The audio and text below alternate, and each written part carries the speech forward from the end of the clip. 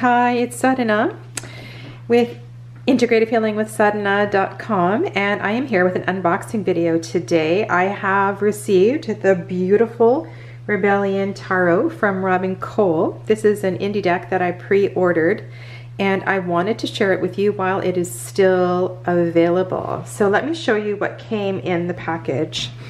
The deck came in a handmade, maybe not handmade, cardboard box, and the box has been hand stamped with these beautiful gold print, this beautiful gold print. And let's just let the camera focus here, focus camera, and the wax seal is just amazing. Rose with a rose stamp, both sides. And this is really special. So inside the box, inside the lid, Robin has numbered each of the first 300 decks. So this is 12 of 300 signed by Robin. So that is pretty special. I will be saving this box for sure. And then also inside the box came a folded sheet. And this is a very simple sheet that contains keywords.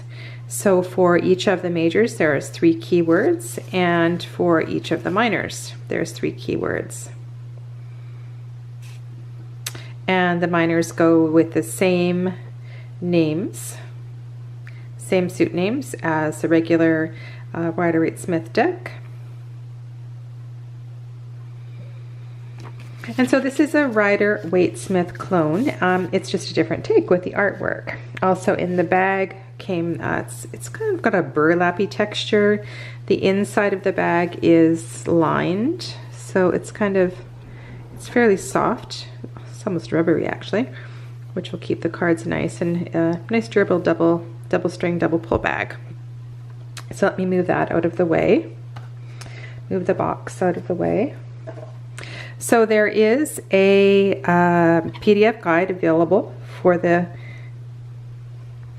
deck, which you will want to download because it has amazing information about the artwork and about the process of how the deck was made. So the card back is a very beautiful, simple geometric pattern.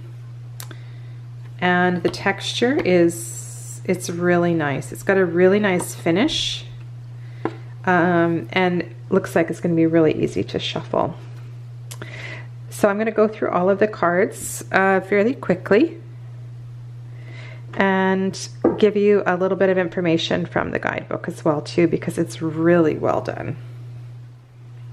Robin's initial intention for the deck was that all of the paintings be from John Waterhouse. And she did put together a deck that included all 78 cards with images, with paintings by Waterhouse. But when she got the deck back, she found that it didn't read well. Some of the images seemed rather forced. And so she began the project of the beautiful Rebellion Tarot, and collected images from medieval artists, from various artists. And from what I've seen of the deck so far, none of the images are forced. They all fit beautifully with traditional meanings for the cards. Some of the images will take a little more time to reflect upon, and definitely the PDF guide will help with that. So in the PDF guide, there is the name of the painting, the artist, the year, and she has included a quote for each painting. And more extensive keywords. So in the little sheet, there's 3 keywords for each card, and in the PDF guide, there's at least 6 to 10 words for each card. And then following that, there is some notes from the curator. So they are very well done, and I will read some of them to you as we go through. So let's begin with the Fool, and I'm going to start reading from the PDF guide because this was the beginning of the journey, and I'm very, very taken by this card. This is a perhaps my favorite card in the whole deck. This is called In the Forest of Arden, and it's by John Collier, about 1892. And not surprisingly, the quote for this card is by Robert Frost. Two roads diverged in a wood, and I took the one less traveled by, and that has made all the difference. So here we have two fools, and actually I'll read Robin's words because they are so beautiful. When I decided to expand this deck to include artists other than John Waterhouse, I was unsure that I would be able to see this project through to completion. I worried that I wouldn't be able to find enough paintings that fit the tarot system I knew and loved. And then I stumbled upon In the Forest of Arden. There was my fool, complete with Motley shaking his scepter at me for being a doubter. Touché. The Fool is the 0 card in the tarot, a number of unlimited potential. This gives him the ability to come at the beginning or the end of the major arcana, and I feel this image fits that perfectly. In the Forest of Arden, we see a seasoned fool lecturing a young girl. Perhaps he is telling her the tale of the journey he has just been on. Maybe he is giving her advice for the journey she faces ahead, or maybe the truth lies somewhere in between. This card reminds us that we can be the fool at any stage of life. We never stop learning, changing, growing. When one road ends, another opens up before us, giving us a new beginning. Such a perfect card to start this deck. Okay. And as you'll see in glimpsing at these cards, there is no effort in seeing a traditional meaning behind the cards.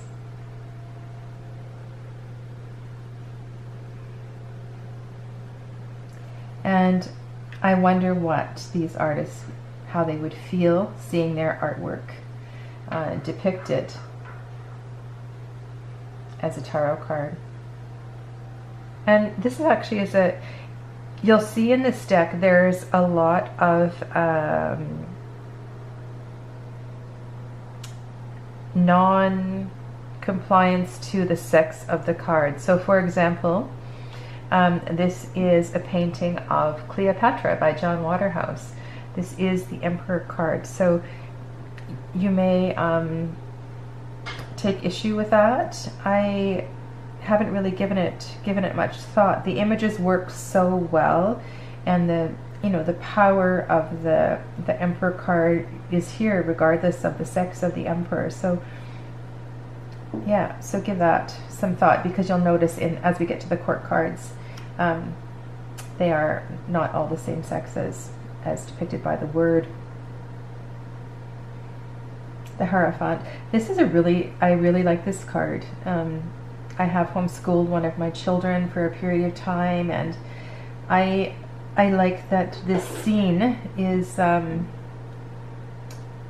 assuming it's in a home, mother and daughter, and that just really appeals to me. Gives a kind of a broader meaning to this card. Beautiful pose for the lovers. This painting is entitled Wedded by Lord Frederick Leighton. This painting is actually a horizontal painting, so on the card you're only seeing a portion of the painting, a stunning painting of Lady Godiva riding on a white horse with a beautiful red blanket. It looks like a lame blanket.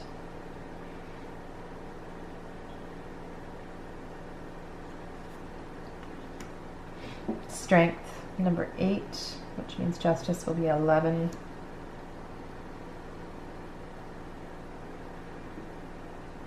Really powerful paintings chosen for these images.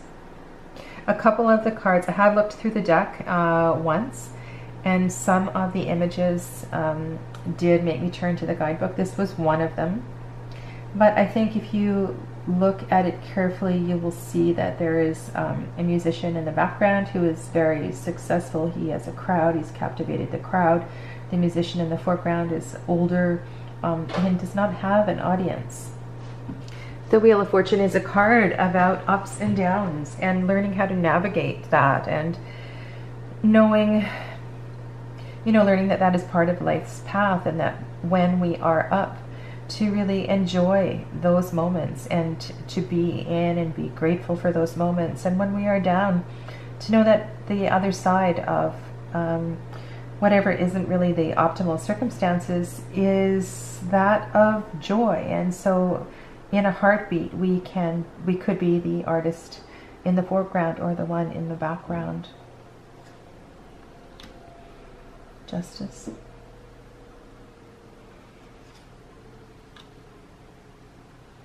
This is another card that had me turn to the guidebook. And this painting is entitled Diogenes. And from the curator's notes, what I've learned is that Diogenes was known as the cynic of Greek philosophy. And he spent time in the marketplace inside a ceramic jar, observing society around him, and he made poverty a virtue. So this is a little different than a traditional hanged man, maybe a little more cynical, but definitely it is a card of reflection and prioritizing, really, isn't it? And looking at what is important. Those wings are just gorgeous on the death card.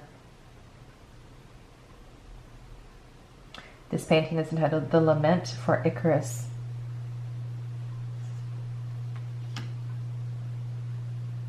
What captivated me in this painting was the clearness of the glass bowl that the water, maybe the crystal bowl that the water falls from, and the focus on the person who is holding it. So it almost looks too like the water that is falling from the glass bowl is falling in the shape of a rope. It's falling in an unusual pattern, very, it's intertwined. Temperance is always a favorite card of mine. I tend to get a bit mesmerized by the Temperance card. Here we have Lilith as the devil. The Tower. The Tower. This is by Herman Hendrick. It's called Ride of the Valkyries, and his only piece of art in this deck. The Star.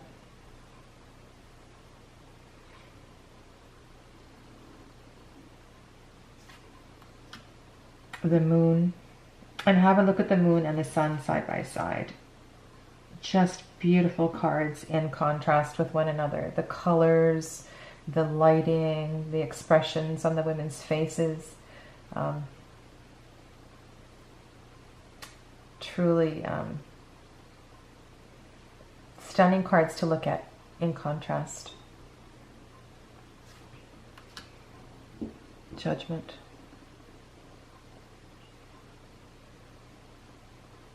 Whether these are clouds or you can see smoke, or the potential to see an angel's wings. Yeah, another beautiful card. And the last card of the majors, the World. This is called The Beloved by Rossetti.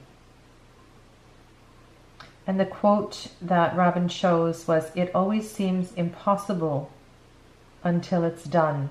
That is a quote by Nelson Mandela. We are the world, we are the children.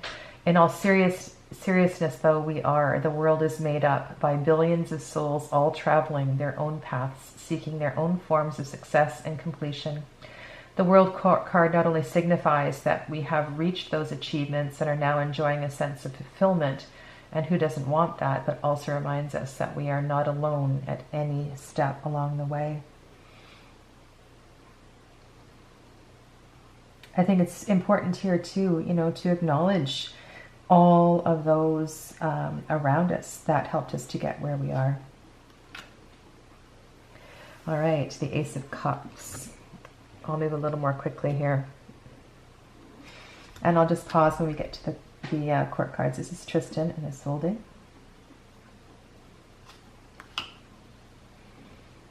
Three of Cups. So a little bit of nudity in these cards, not too much. This is just perfect. I mean, I can't believe she found this piece of art. And this is called The Remorse of Emperor Nero After the Murder of His Mother. Wow. So maybe a little more dramatic than the actual meaning for that card, but beautiful.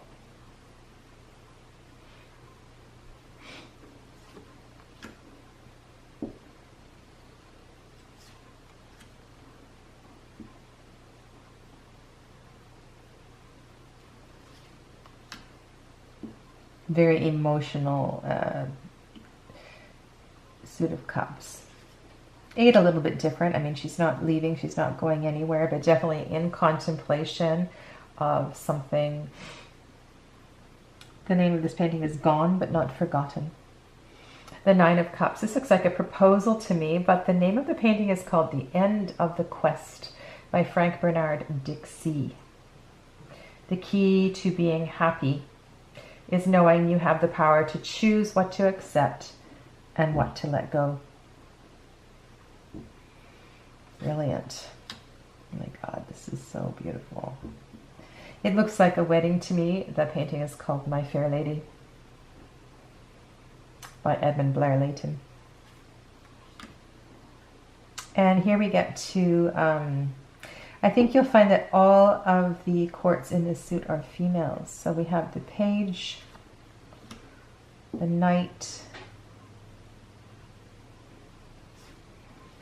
the Queen, and the King. So if this does not work for you, this may be something,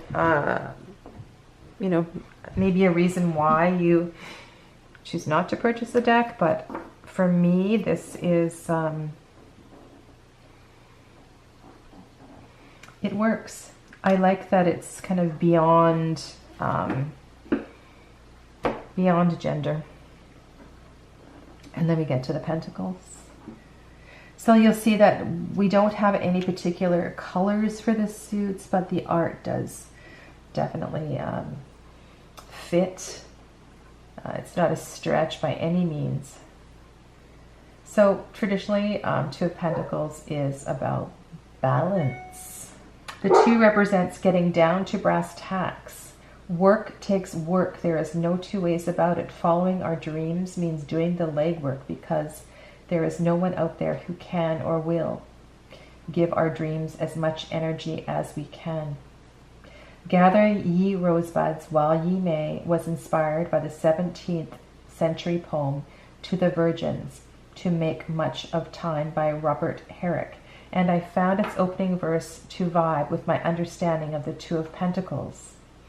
Gather ye rosebuds while ye may, old time is still a-flying, and this same flower that smiles today, tomorrow will be dying.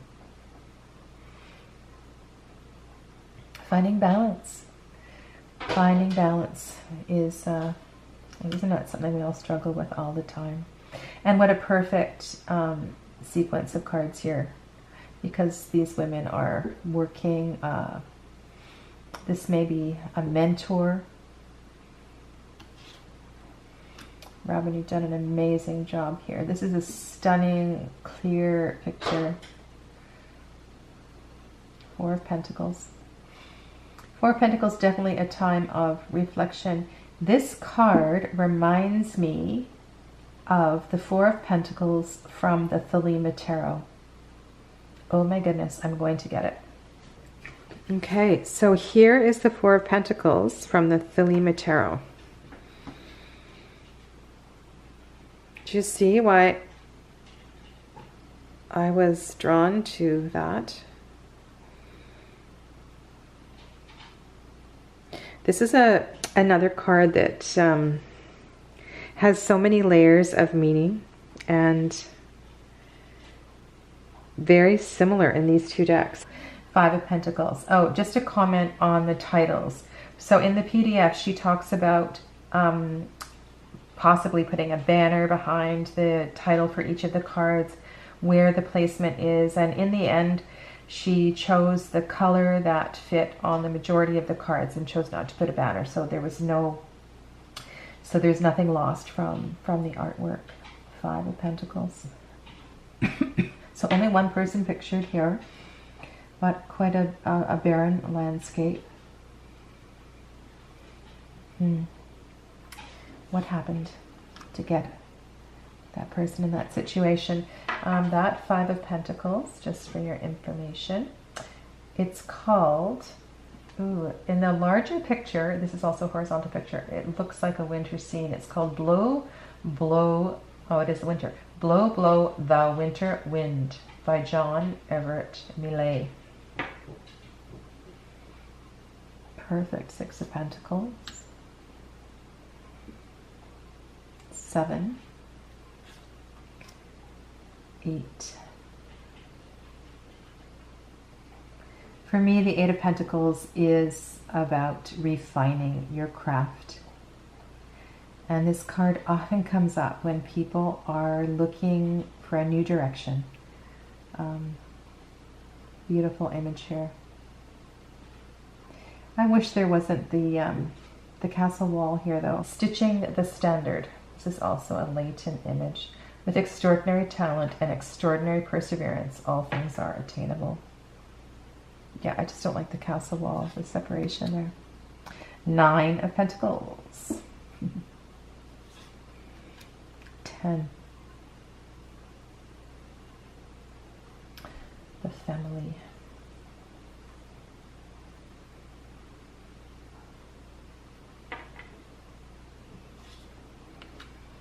All right, so let's have a look and see if these courts are all female as well too. So nice young page. Yeah, so we have a female knight, queen, and a female king. So it's looking like all of the courts, at least so far, are female.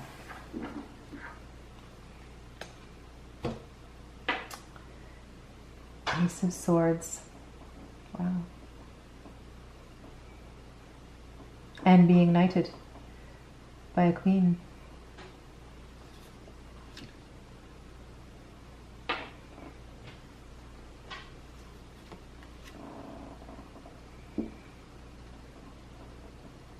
Quite dark images. Four of Swords. This looks like a slightly more modern image. You know, this is from 1876. This is a water house. It's called After the Dance. God, I know that feeling. Having a dancer in the family. Five of Swords. So you can see the something going on in the background here in the distance. There are some bodies on the ground. Faithful Unto Death by Sir Edward John Poynter.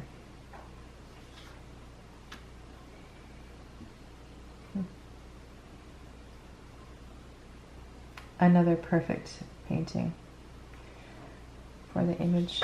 We don't usually see the person on the other side of the farewell though, so that's kind of a different take on that. So what is the deception here? She's listening on the other side of the wall.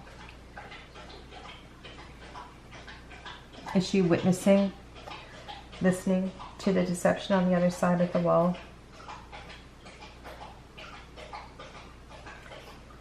Thisbe is a character that appears in the work of Roman poet Ovid. She loved Pyramus, who lived next door in a connected house, but they had been forbidden to marry by their rival parents. However, they were able to speak to one another through a crack in a wall, sneaking around the ban their parents had put on their relationship. The Seven of Swords is a sneaky card full of deception and lies, and I very much enjoy the imagery in Waterhouse's Thisbe here. This card speaks to difficulty of trying to get away with something. Doing something in secret is harder than you think, and only one little thing needs to go awry, and then bam, the secret is revealed, and the whole new can of worms is opened.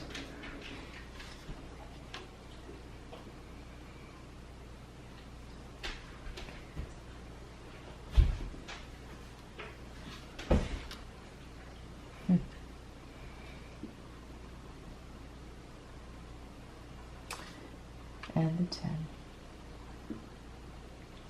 Well, that's definitely at the end of a cycle. All right, so let's see the chords here. So we have the Page of Swords with the owl. That really fits. The Knight of Swords. She looks like she's pregnant. Or just a comfortable belly. The Queen and the King. Okay, so it looks like all court cards in this deck will be female. There's a lot of emotion in these court cards. I think these are going to be very easy to read and to work with. And the last suit, the suit of Wands.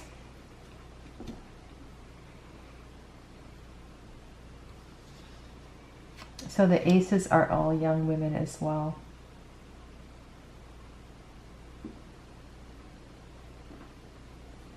The Two of Wands.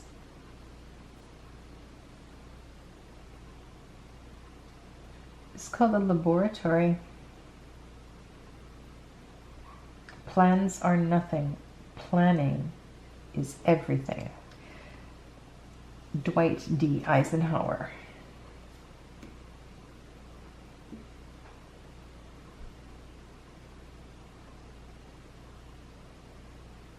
So how is this the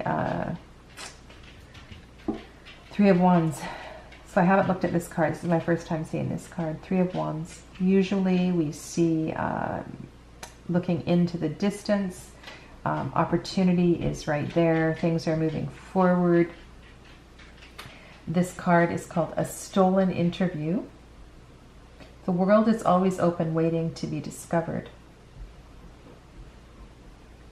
The choice of painting here might seem odd at first, but I find the interplay of characters in A Stolen Interview fitting. The young maiden knows she is breaking the rules, talking over the garden wall while her chaperone sleeps, but she longs for the excitement and change the young man brings. She knows there is no reward in staying safe in her solitary routine. Interesting. Time to kind of step outside of the wall, leave, move beyond the shelter. Beautiful Four of Wands. Oh my goodness. That is a super active Five of Wands. I don't know if you can see it because it's quite a dark card. But it is really fiery. And there is definitely a battle ensuing there. Oh my goodness, I just looked at the larger picture. It's called The Funeral of a Viking. It's very clever how she has cut some of the pictures and just chosen, when you don't see the whole painting, how you just get a glimpse of what she has chosen and made that kind of work with the traditional meaning of the card. Really, really clever. So Seven of Wands is called Godspeed, and it depicts an armored knight departing to war and leaving his beloved. He may not want to fight, but knows that he must. He has loved ones and a home to protect. He has loved ones and a home to protect. His beloved does not want him to go either, but understands the necessity of it as she ties a reminder of her love around his arm as he departs. And Eight of Wands, usually the card of speed.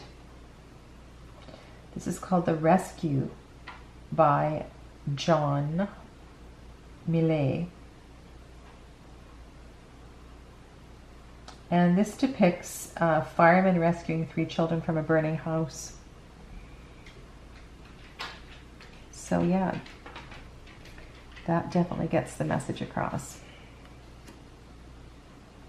It will be important, I think, for a lot of these cards to go to the guidebook and to look at the paintings and learn a little bit more about the paintings. Look at the beautiful armoire in the background here.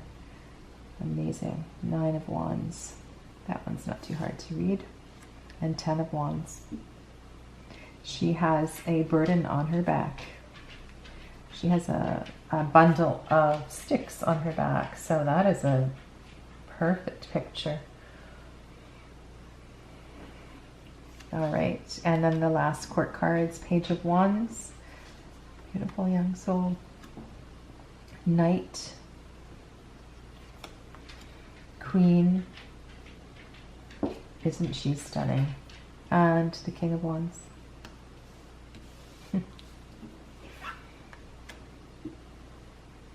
So there you have it. The beautiful Rebellion Tarot. And for many reasons, this deck definitely is a little rebellious. We have 4 female kings.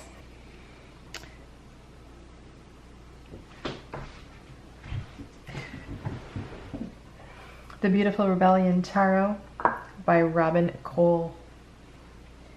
The deck is still available on Etsy, and the shop name is Modern Mystic RLC, Robin Lee Cole.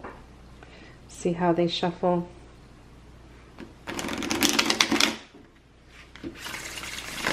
Oh, beautiful. Beautiful back bridge.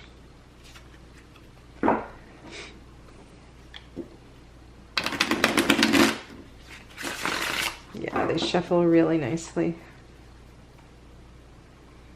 Okay, let's do one more. So I always ask my deck, what is this deck? And I haven't cleared this deck. I haven't smudged this deck yet. I just have gone through this walkthrough. So let's just see if we can get, let's just do one card draw. Just a simple card. What is the strength of this deck? I mean, this deck is definitely a strong feminist deck. So its power may lie in the strength of the goddess, the divine feminine, just general feminine energy. But is there something that we need to know about this deck that may not be apparent?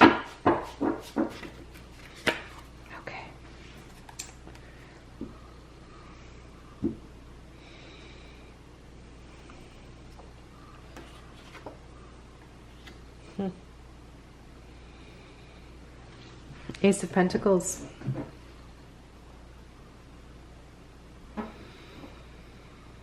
Anything can happen. And I have asked a lot of questions of various decks today, and I've been pulling Pentacles all day. So this may be personal rather than universal, but I'm working on developing different aspects of my business. And so if you are in a similar boat, if you are looking to starting new projects, this is definitely a time, a go-ahead from the divine to go ahead and to step forward. You are fully supported. There is likely far more abundance than you are aware. So do be mindful. Be mindful of all that is around you. Be grateful for that all is around you. Check out your resources, because there could be, there very well could be new business partners arising. There could be opportunities that you are not expecting to come forward. Very interesting. The reason I'm saying interesting is because I have been getting some kind of intuitive hits about people from the past who may be coming forward to support me in business. One of them actually being one of my daughters. And as you're aware, Six of Cups is often about children. And I have actually invited one of my daughters to join me in business. So how apropos that this card should come up. So I wish you well, and let me know if you have any questions about the deck. Leave it in the comments below. I'll leave you a link for the Etsy shop. Stay well, everyone. Namaste.